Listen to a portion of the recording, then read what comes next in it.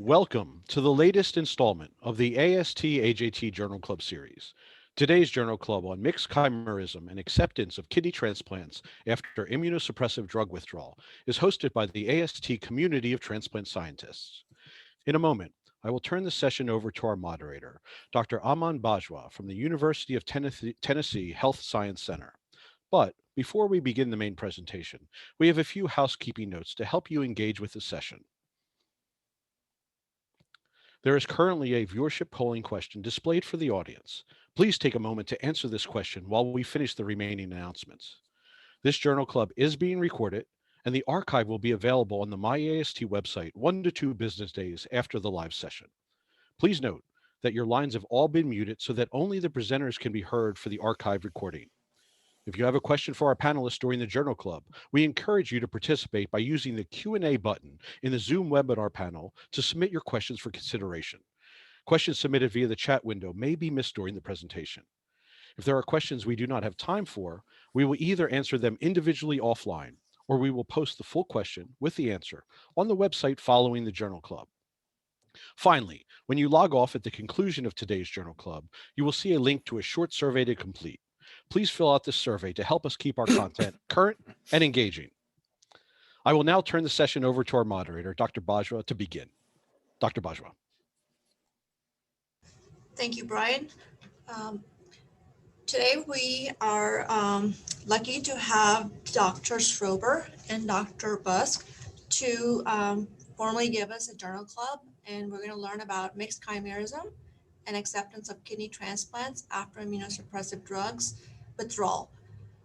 They're both from Stanford School of Medicine, and the journal club was part of the paper that was published in Science Translational Medicine in early last year, in January.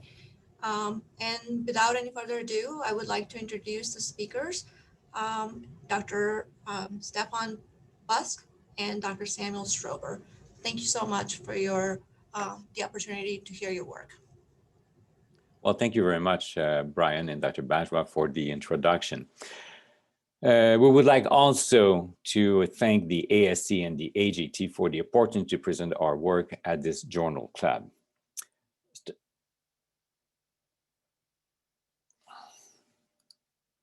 Starting with the conflict of interest, I do not have a relevant financial relationship to disclose relevant to this presentation. Dr. Strober is one of the founder of Moderator Therapeutics, which is a cell therapy company that promotes trials in the field of tolerance. Some of the therapeutics we'll use are used under a IND. Let me start by saying that's been a privilege as a transplant surgeon for almost 2 decades to be part of a group of investigators, helping Dr. Strober to translate his research and his carry-along quest for tolerance induction after transplant. The paper that we will discuss today represents 15 years of clinical investigation. It's really a translational research, but also back to bench, as Dr. Strober has supported the modification of the clinical protocol, as well as investigating the underpinning of the tolerance induction concomitantly with the progression of the clinical protocol. I will present the paper today, and Dr. Strober will join us at the time for questions and discussion. I thought that would be important for me to start by giving some background and some context so you can put our work in perspective. In the next 4 slides, I'd like to review a few important elements. First, what is the goal of tolerance?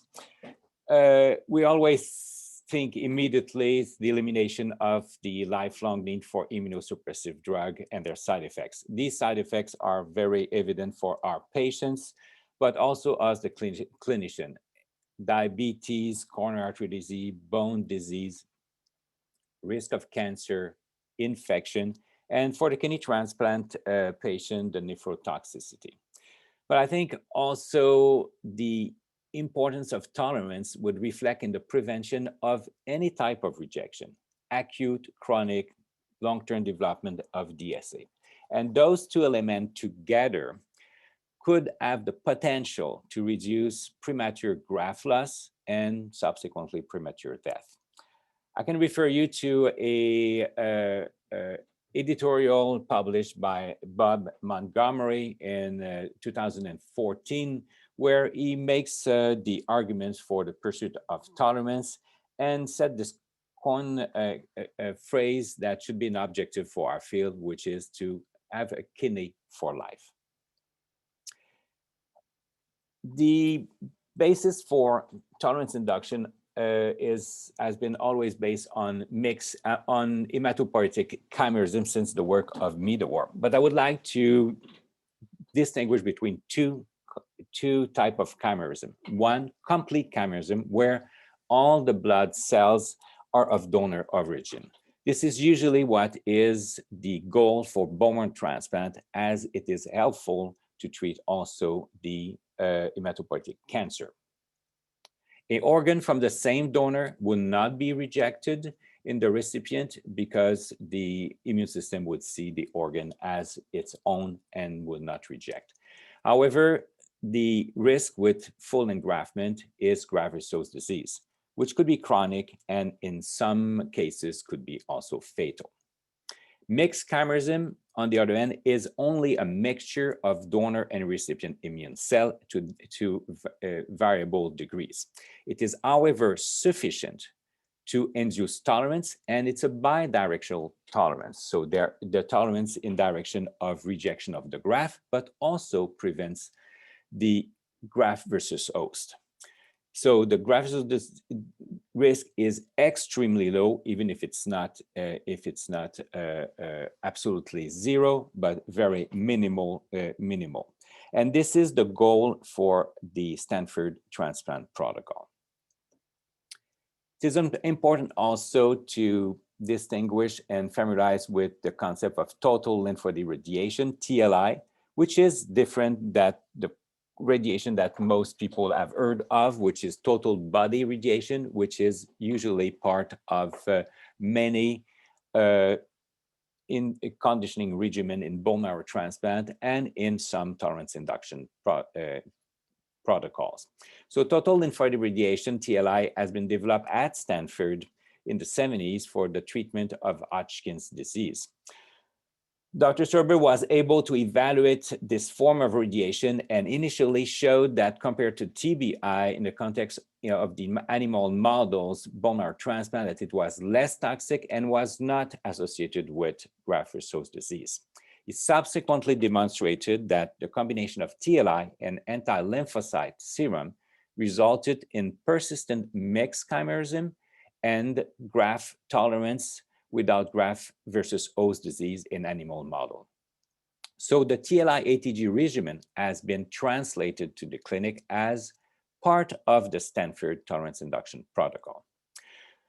For tolerance, we use low-dose TLI that is targeted to the lymph node, the spleen, the thymus, and we have the opportunity to block all the other organs, including the thyroid, the transplanted kidney, the gonads, to minimize the risks of radiation. TLI has been demonstrated in the animal model to be not so myelosuppressive, but rather changes the balance of the immune cells in favor of tolerogenic dendritic cells, Tregs, and natural killer cells. So in this diagram, I'd like to compare the three main tolerance induction protocol that are currently conducted in the United States, and you can see the difference. So MGH was the first in 1998 to start a tolerance. We followed in 2000 and Northwestern in 2009. In terms of the conditioning regimen, MGH and Stanford and Northwestern use chemotherapeutic agent, MGH thymic irradiation, and Northwestern total body irradiation. And as we mentioned, we use what we think is a lower intensity regimen with combination of ATG and total lymphoid irradiation. The timing of the conditioning regimen is also different. We are the only one who have a post-transplant conditioning regimen. This was designed with the purpose that, if successful, this protocol could be used after deceased donor transplant when the timing is really unpredictable. In terms of the hematopoietic cell product, MGH use a unselected product. The goal is to achieve mixed chimerism, but it is transient. It does disappear within a few weeks. Our goal is to have a selected product. We do select for CD34, so we are able to titrate the dose of CD3 precisely according to the need for the protocol. Northwestern and our goal, as mentioned, is mixed chimerism. Northwestern also select for CD34, CD3, and also have a so-called facilitator cell that is included in their cellular mix, and their goal is to achieve full chimerism. So if you now go back to the paper, this paper describes our clinical investigation over 15 years in 2 groups of patients. We have actually started first with the HLA match patients. So these are brothers and sisters with 2 haplotype match, or we could call 6 out of 6 match. We have initiated in 2005 and completed the study in 2018. We have transplanted 29 patients. In November of 2010, with the success with this group, we have expanded this study to the less well-matched haplotype match between brothers and sisters and parent to child and child to parent. This protocol is still open. In this paper, we have reviewed the 22 first patient with at least 1 year of follow-up ending in 07/19. So this schematic basically describe what is our protocol. So as we mentioned, the kidney transplant goes in first, and this is usually a Monday, and the patient is discharged by Friday. The conditioning regimen is relatively simple: thymoglobulin daily. Thymoglobulin is used in at least 60% of kidney transplant in the United States, and basically the additional treatment is this tolerance, total lymphoid irradiation, TLI, at low dose, 120 centigrade times 10, started on post-operative day number 2, and the patient is discharged, and after the weekend, completes the radiation as an outpatient. On Friday, post-op day number 11, the patient received the stem cell from the donor. These have been collected 4 to 6 weeks prior from the same donor in the usual manner that bone marrow transplant would collect stem cell, which is GCSF mobilization, 2 sessions of pheresis. We then select the CD34 to enrich them to be able to titrate the number of T cells that would be part of the protocol.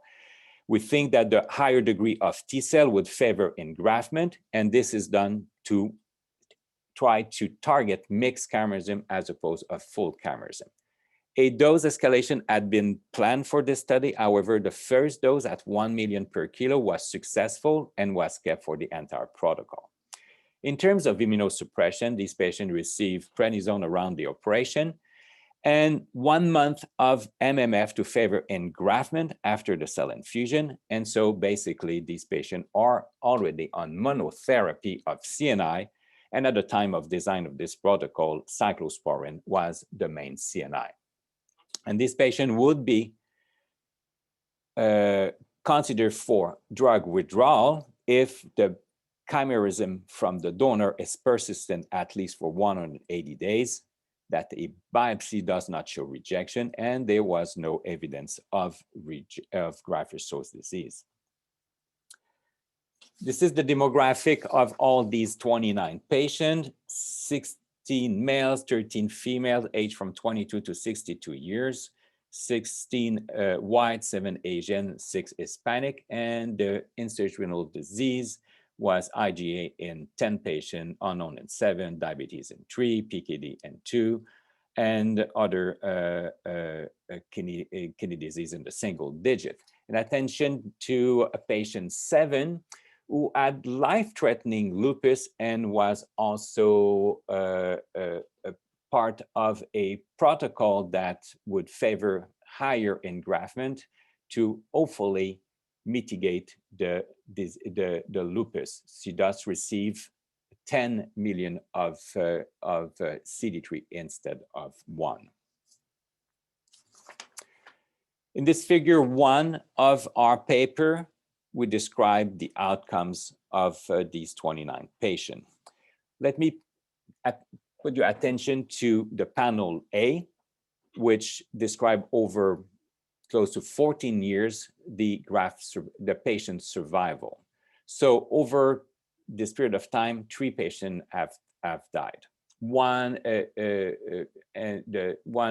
from non-coronary artery disease, 3 years of all immunosuppression with excellent graft function, and a second patient, similar situation of immunosuppression for 3 years, and this patient died for the complication of morbid obesity.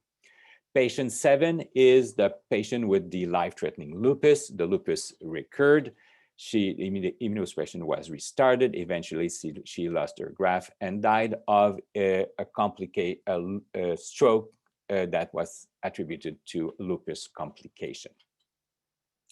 In terms of graft survival, in addition to the patient who have died with functioning graft, the patient with lupus lost her graft function a few months before her death.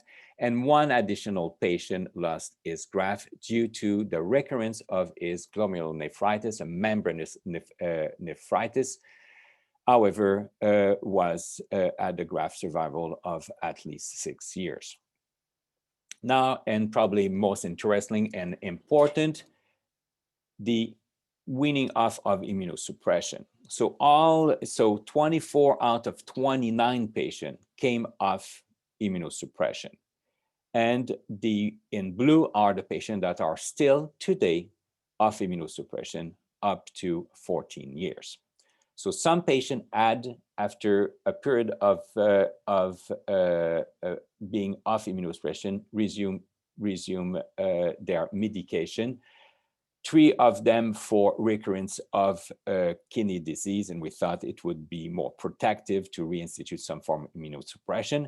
And only 1 patient broke tolerance 3 years after being off immunosuppression, presented with a mild increase in creatinine. A biopsy showed mild rejection, and it was treated with steroids and put back on immunosuppression. And this patient years later still has a very good graft function.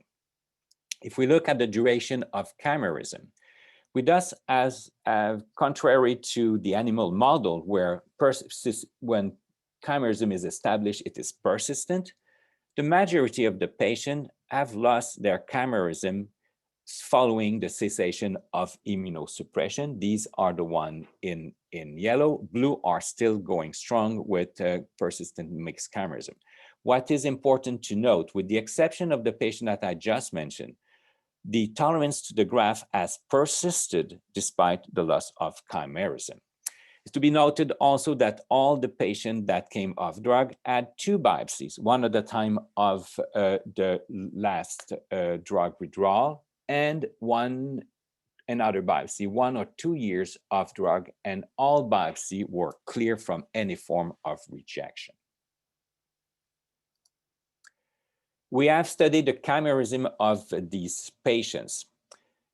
And this is, and it has been done on multiple lineage, B cell, T cell, whole blood, CD34, CD36, and these graphs represent the donor cell proportion. So for example, in red, you can see after the transplant, proportion of 70 and so forth.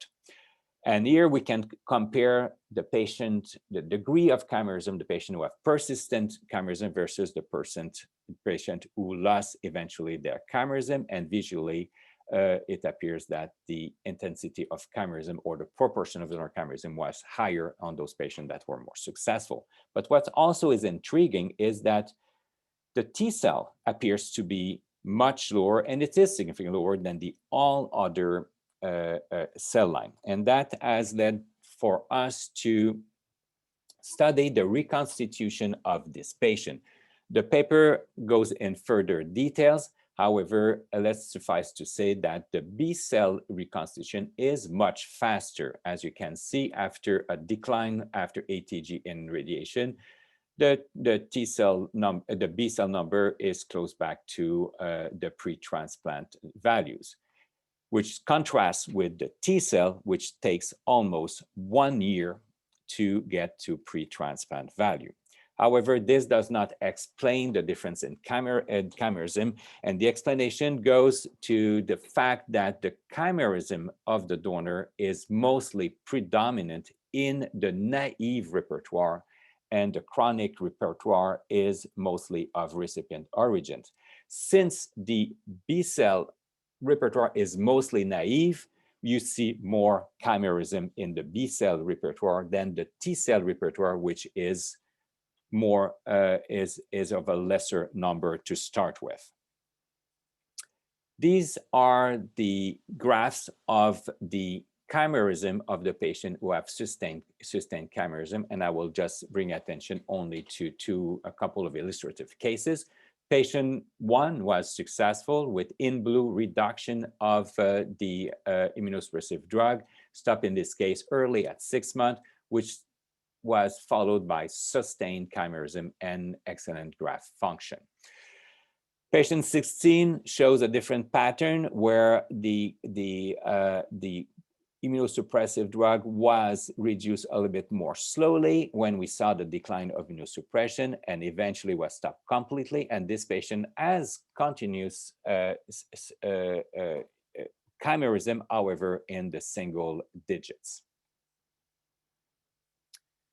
In summary, our experience with the HLA matched patient is as follows. We have transplanted 29 patients, 24 of which were able to achieve mixed chimerism, allowing for safe withdrawal of immunosuppression, 23 without subsequent rejection up to 14 years. 10 out of the 24 never lost a chimerism, and 14 did lose the chimerism more than a year after transplant. 5 patients did not achieve mixed chimerism to the criteria of 180 days and were thus not weaned off immunosuppression and were kept on standard immunosuppression. Moving to the haplotype match patient, we anticipated a higher resistance to engraftment, and for that reason, we had a stepwise approach. The first step was to establish chimerism that will last at least 1 year. We thought that increasing the dose of T cell would gradually improve the engraftment. Subsequently, for successful patient, we would withdraw first the MMF between 9 and 12 months, and a third step would be withdrawing tacrolimus in 12 to 15 months. The protocol is basically the same, with the exception that I've mentioned. A T cell is a dose escalation. Instead of 1 million, it went from 3 to 100 million T cell per kilo. The immunosuppression more in line with the standard of care of these mismatched patients, including Salsep and tacrolimus. And the criteria are the same, but longer chimerism, more than at least a year, present for withdrawal of immunosuppression, no evidence of rejection, no evidence of graft-versus-host disease. This is the demographics, again, of our patient, 13 males, 9 female, 21 years old to 59 years old, 12 Asian, 6 white, 4 Hispanic. IgA nephropathy is also present in larger number, unknown 8, PKD1, SLE2, glomerulonephritis 3, and hypertension in 1. This follow-up is up to 8 years. It's to be noted that one patient died 15 months after transplantation from a PE, and he was at that time on monotherapy of tacrolimus with excellent graft function. In this table, we describe the result of our T-cell dose escalation. In the first column, you see the T-cell dose that range from 3 and has been gradually increased to 100 million. One patient received a fraction as he developed an allergic reaction during the infusion. The CD34 goal was 10 and was achieved in some patients early, but was difficult to sustain these number. And starting on patient 13, we added one additional mobilizing medication, plerixafor, which has resulted in a successful sustained high CD34 dose to be infused in the recipient. You see subsequently here in the following columns the result of the chimerism during the first year, and also the last column disclose the mismatch. They are haplotype match. They should be 3 out of 3 mismatch, but some antigen are more common in the population and some were homozygotes at some level. In blue are the successful patient per the criteria of chimerism present still at 1 year. It appears that the dose escalation does not correlate really with the improved outcome. However, if you look at the influence of CD34 cells and the mismatch, you can see, for example, at 3 equal mismatch, 3 and 3, if the dose of CD34 is less than 10, no patient had engraftment up to 1 year, as compared to a larger dose of CD34 where 50% did engraft. If the match is better, only one mismatch, and you have more than 10 million CD34, the engraftment is 4 out of 4. And independent of the mismatch, if the patient receives a mega dose of CD34, 4 out of 5 patients engrafted at 1 year. Again, this is the representation of the chimerism that we have observed. We compare here on this slide the persistent chimerism at 1 year compared to the patient who lost. You have even a more dramatic difference as compared to HLA match. It appears that the patient who lost the chimerism lost it quite early in the process.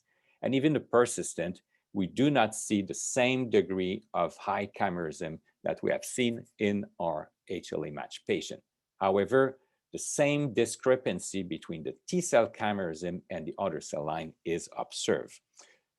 Again, B-cell lymphocyte reconstitution is rapid, as opposed to the T lymphocyte, which is slower, and even slower than the match patient, which at this point takes up to 18 months to recover pre-transplant levels.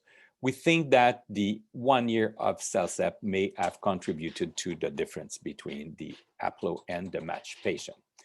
And again, the explanation relies in the higher chimerism in the naive repertoire as opposed of the memory repertoire. If we look now at the outcomes of the goals and the step that we have established up front. In terms of achieving chimerism the first year, we did achieve it in 10 patients out of 20. These patients were able to migrate to step 2, which is withdrawal of MMF. And all these 10 patients achieved that goal without loss of chimerism or without rejection. The story is a bit different when we move to tacrolimus withdrawal. 5 patients lost their chimerism when they were off tacrolimus or that the dose was less than therapeutics. 3 out of these 5 patients end up having reversible subsequent episode of rejection. This is important to note because this is the opposite of what happened in the match patient, where the loss of chimerism after the drug being withdrawn was not affected by rejection. We have that become more prudent with the remaining 5 patients, and if the chimerism was lost, or was going to be lost with a number less than 20%, we would either reinstitute tacrolimus or we would keep a low dose of tacrolimus, ending up with patient maintained on monotherapy of tacrolimus at 4 and 1 patient on CellCept. Important to note also that 6 patients received surveillance biopsy when the chimerism was still present and none presented any form of rejection. This is an example of what we call the immunosuppressive dependent chimerism in the APLO protocol. This patient, patient number 10, where you see in red the chimerism decline gradually but relatively stable, and even stable after the CellCept have been stopped. However, when the tacrolimus has been stopped and here is for 2 months, you have a rapid drop of the chimerism. This is one of the cases that we prefer to reinstitute a low dose of tacrolimus to avoid the risk of rejection. These are all the 10 patients, and I will just bring your attention to 2 illustrative cases. Patient number 2, again, cessation of immunosuppression, successful, subsequent loss of chimerism, 5 months out without medication, increase of creatinine triggers a biopsy, which revealed grade 1A rejection, treated successfully. Patient 18 is also interesting, and you can see the rate of chimerism is more stable and is higher and seems to be sustained.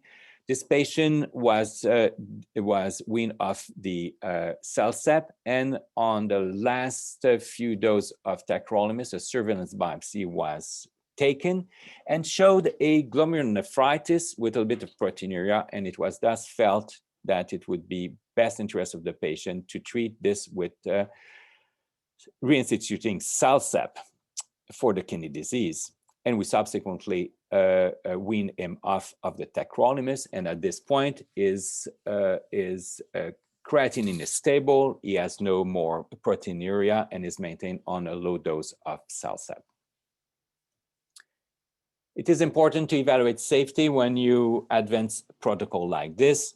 We hope to have developed a protocol that is safe, and that if the patient is not successful, the outcome should not be so different than the standard of care.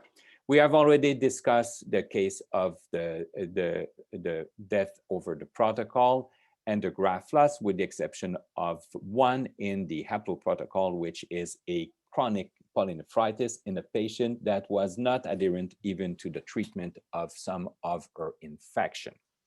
In terms of acute episodes of rejection, some of them have been reviewed, but for summary, in the HLA match, 3 during the taper and 1 2 years of immunosuppression. All these episodes have been resolved. Patients have excellent graft function on immunosuppressive therapy. In the haplotype protocol, 3 during the taper, it's interesting to note that 2 of these patients had DSAs, and with treatment, the DSAs disappeared. 1 patient also presented with rejection months after non-adherence. He was treated, and we had complete resolution of his rejection, and now is adherent to the treatment. And 1 patient that was not chimeric, and the medication was changed to accommodate for pregnancy and resulted in a rejection with a persistent DSA. We have not seen graft-versus-host disease. We have not seen BK nephritis.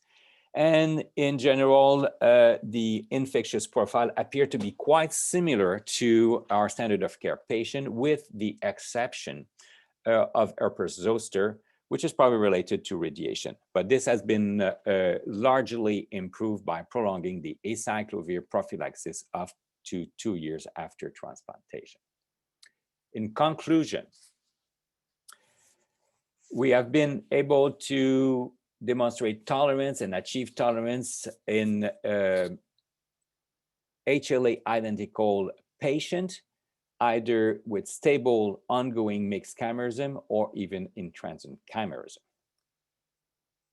Persistent mixed chimerism was achieved in haplotype match only on patients that we have maintained a degree of immunosuppression, including monotherapy of tacrolimus. We think that the persistent mixed chimerism, based on all the biopsy that have been done on these patients, is protective against against rejection without a risk of graft-versus disease. We have not seen severe infection or opportunistic infection, and no graft was lost due to uncontrolled rejection. In terms of the future, the HLA match protocol is now being evaluated in a multi-center randomized study. And I think this is very important because some of these protocols may look quite esoteric, and it's quite, it would be questionable if they can be exported.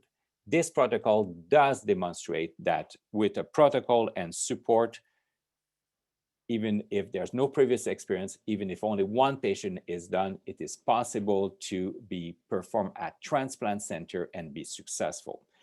The interim results were presented at ASN, and this year at ETC, Dixon Kaufman will present, and you can note your calendar, June 7th at 5 p.m., the result of the study so far. From the previous report, it appears that even in multiple centers, the result obtained with basically our protocol are similar to what we have obtained in our hands. In regard of the HLA haplotype match protocol, we need to increase the proportion of patients with persistent mixed chimerism, and we need to increase the level of persistent mixed chimerism if we think we should attempt to complete immunosuppressive drug withdrawal. It appears that the dose escalation of T cell has not been successful to achieve this incremental progress. We are thus exploring two avenues. One is to substitute one dose of TBI for one dose of TLI in the protocol. And this has been validated, again, with our translational research in the animal model, and also in a similar protocol in bone marrow transplant, which has resulted with an increase in engraftment without toxicities or additional neutropenias. Dr. Everett Meyer here at Stanford in BMT is collaborating with Dr. Leventhal for Northwestern, and have obtained CIRM funding to also test the addition of recipient Tregs to the stem cell infusion to favor engraftment, as this has been demonstrated in the animal model. Finally, I'd like to acknowledge the work of all the collaborators. This type of study needs the commitment of clinician, scientists, and basically it is really a multidisciplinary endeavor. So I thank you for your attention, and I'm going to give back the microphone to Dr. Bajwa to start the question and the discussions.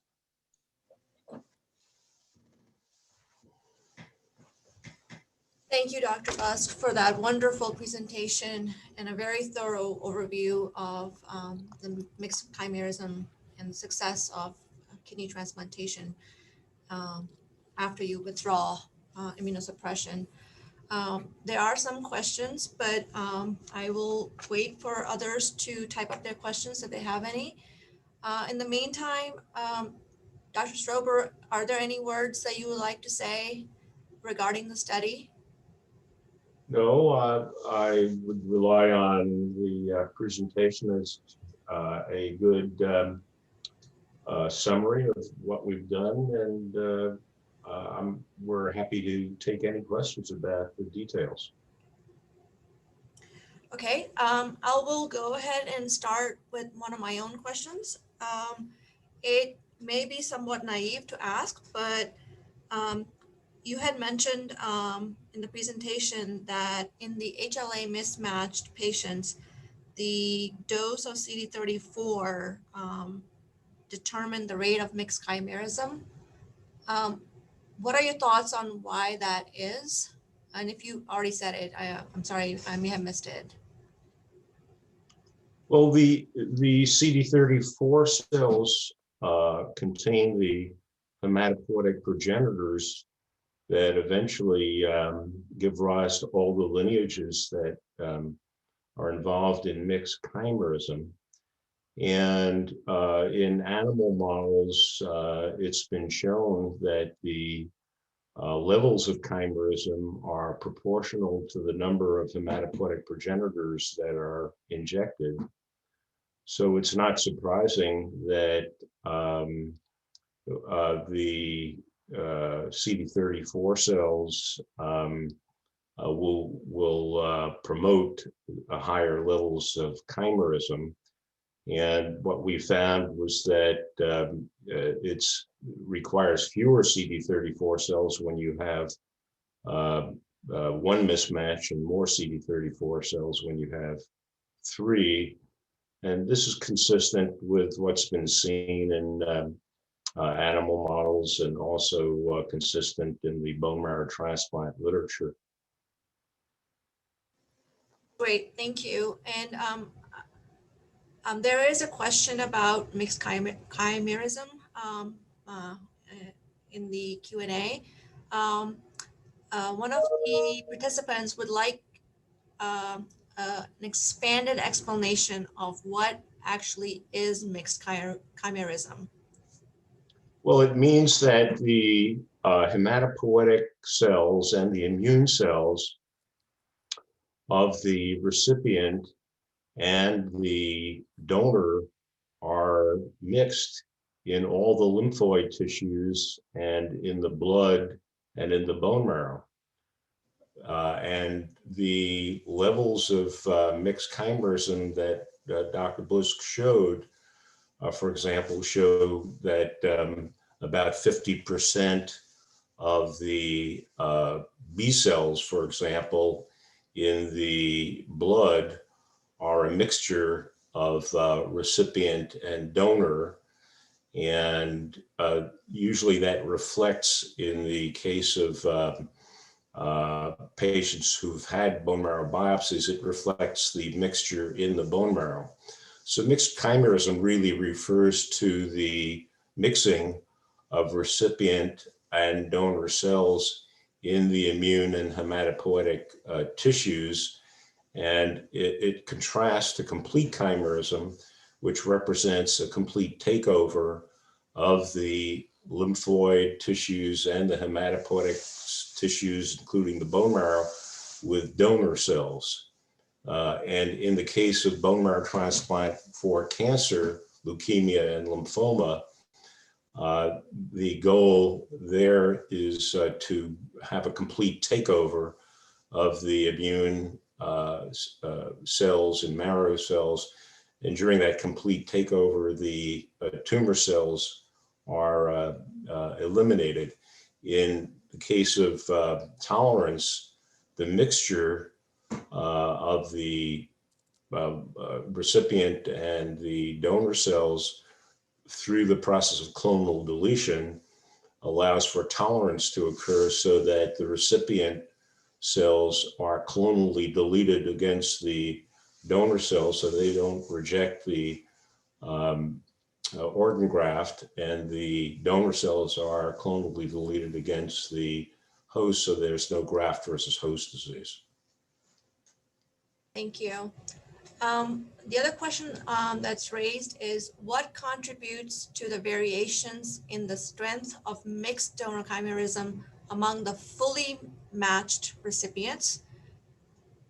And along the same lines, what is your perspective on the implication of current findings for fully HLA mismatched transplants? The variation, I think that the questioner is talking about, I think, is why did some patients lose the chimerism over during the second and third years, which is what they all had chimerism that persisted for at least a year in the matched patients, and then 14 out of the 20 of the 24 that were withdrawn from drugs, 14 lost their chimerism and 10 maintained their chimerism for as long as we examined the chimerism. It's not clear what factors led to the loss of chimerism in those patients versus the maintenance of chimerism.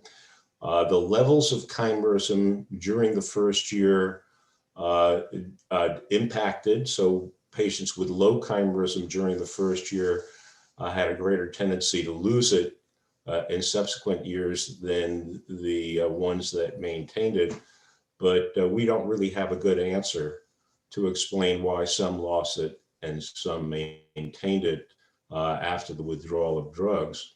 And the most interesting point, though, is that those that lost it maintained good graft function off drugs with up to 14 years of observation.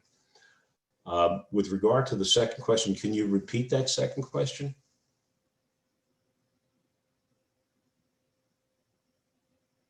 What is your perspective on the implication of current findings for the fully HLA mismatched transplants?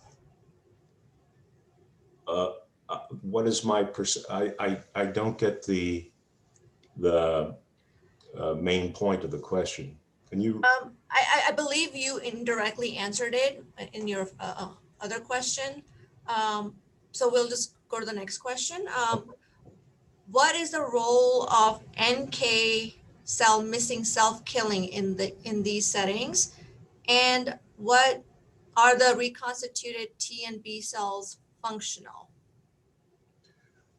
Well, with regard to NK cells, we haven't explored whether chimerism is dependent on NK cells. We have not deleted NK cells to see if chimerism is abrogated. However, we have shown that natural killer T cells or NKT cells are required for chimerism in our animal models. And that is done by showing that the deletion of NKT cells abrogates tolerance, and the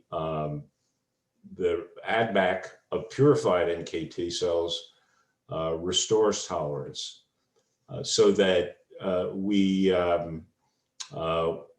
have information about the necessity or requirement for certain types of immune cells, and others we're still working on, such as whether the natural killer cell is required for tolerance. With regard to functional activity, we have published earlier that the immune cells of the recipient and donor, they are capable of responding to what are called recall antigens, such as tetanus toxoid and diphtheria toxoid. They can respond to third-party alloantigens. So both donor and recipient T cells appear to be functional in these patients. And I would say one of the most interesting tests of this function is that 3 of our patients have had COVID-19 infections and recovered fully from those infections in the last few months, indicating that they are still capable of mounting an immune response to a potentially lethal virus. Thank you. The other question is, we have a few, but one interesting question is it possible to have a similar therapy initiated in patients who've had transplant to also potentially induce or achieve tolerance, if not immediately started post-transplant? So let me take this one. So this is interesting. And this is part of the project that we have, and we call actually this the second chance. And if we would, and this protocol is actually listed on trial.gov and is open. Unfortunately, we did not have any patient who have consider us. And it's it could be understandable that people are years out, they're doing well, they're back to their life, and to go back to a therapy might not be timely, interesting. But our goal would be to start again. We want always to be safety and use safety and build on what we have achieved with success. So we would consider patients who have a HLA match, who already got the transplant, and the donor is still available and willing to proceed with the cell donation. And we will replicate the same process, which is collect the stem cell. And we might probably have to do a biopsy, make sure there's no rejection, no problem in the recipient, and basically have the same protocol, TLI and ATG, stem cell from the donor with a dose of T cell, and see if we can create mixed chimerism. And if we do, proceed with drug weaning. So we are ready to proceed to explore this opportunity, and looking forward for a patient who are willing to take a chance. Great. So there are a few questions regarding age of donor that could be a variable in how well chimerism is achieved. Are there any comments on that? The donor age in our study was basically used as the same as standard of care. So we didn't differentiate. It turns out the older donors are less likely to contribute the high numbers of CD34 cells as compared to the younger donors. But when we do the collection of the CD34 cells, we can increase the duration of time for the collection, so we make up for the difference. But we haven't seen a difference in the outcome of patients who are older versus younger with regard to, say, the ability to induce the mixed chimerism or to take away drugs. So the main difference that we have seen is having to do with the yield of CD34 cells in younger versus older patients. Yes, if I can add, we didn't have so many older donor, but the two that are closer or at 60 years old were actually resulted in one successful HLA match with sustained chimerism and a high chimerism in the first year of a haplotype match. So this, when we have, particularly in the haplotype match, when we have parent to child, we will have to be confronted with donors particularly in their 50s. Thank you. The few questions are about the Meteor protocol. What is the occurrence of cancer, and will the future Meteor trials include patient-reported outcome measures?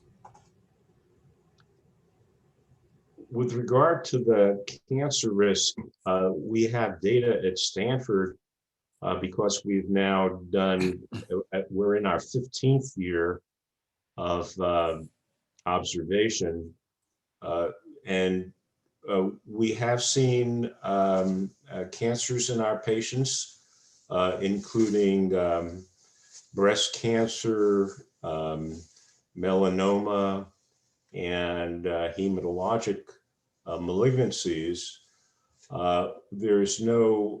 I think there were 3 or 4 patients who have had diagnosis of cancer during that 14 or 15 year observation period.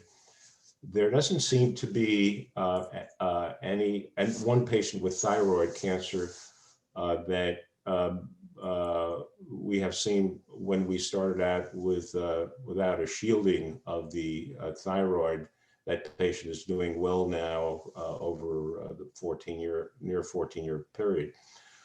We haven't seen any evidence that the cancer risk is higher in these patients as compared to the standard of care. But even with 51 patients in our cohort, that we would need much larger numbers of patients and a much longer observation period, even beyond the 15 years, to see if there's an actual statistical increase in the risk of cancers as compared to standard of care. One has to remember we are adding radiation to the protocol. On the other hand, we're reducing or eliminating their immunosuppressive drugs, and those immunosuppressive drugs are well known to promote cancer.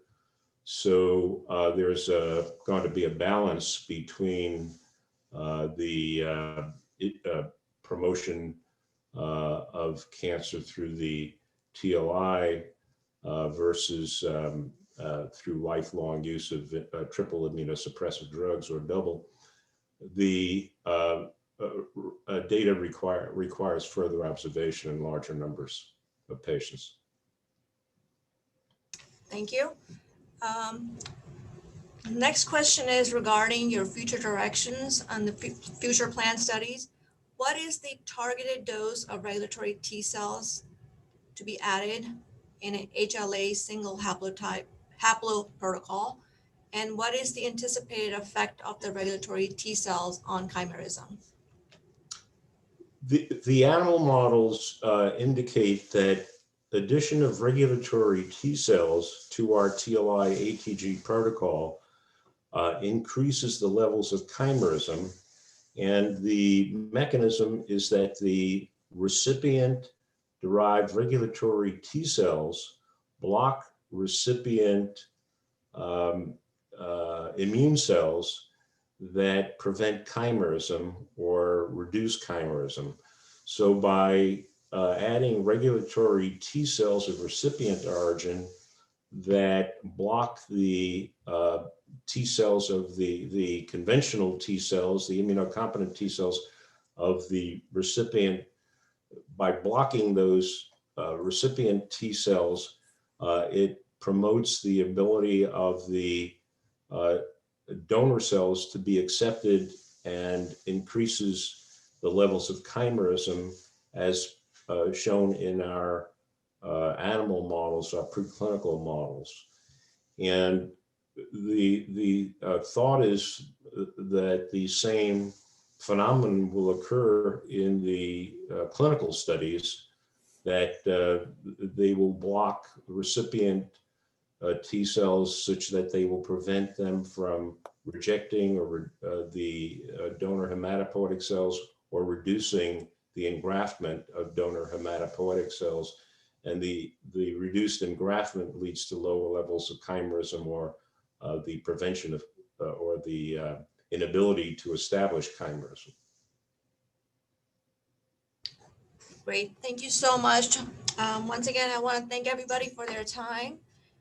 Dr. Busque and Dr. Strober, that was a wonderful presentation, and I learned so much about mixed chimerism in settings of kidney transplantation. And I believe, Brian, do you have more things to add to that? I do. Thank you so much. AST would like to officially thank Drs. Busque, Strober, and Bajwa, and all of our attendees for today's session. Please remember to complete the evaluation survey and visit myast.org/journal clubs to view our video archives and register for upcoming journal clubs. We had a number of questions submitted for today's session. For those questions that we did not have time for, we will print out a report and either answer them individually offline, or we will review them and post a full question with the answer on the website following our journal club. To learn more about the AST community of transplant scientists, please visit myast.org/COPS or connect directly to the Community of Transplant Scientists Hub. Thank you all for today's session. Thank you very much.